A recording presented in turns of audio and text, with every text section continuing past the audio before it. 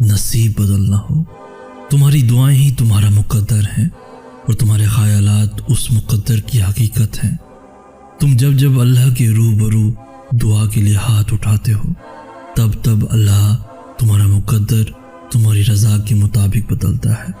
اور سچ یہی ہے کہ زندگی میں تمہیں وہی ملتا ہے جس کے لیے تم کوشش کرتے ہو، اور تم وہی پاتے ہو جس پر تم صبر کرتے ہو، کیونکہ اللہ اس جھولی کو کبھی خالی نہیں رکھتا جو صرف اس کے سامنے پھیلائی جاتی ہے۔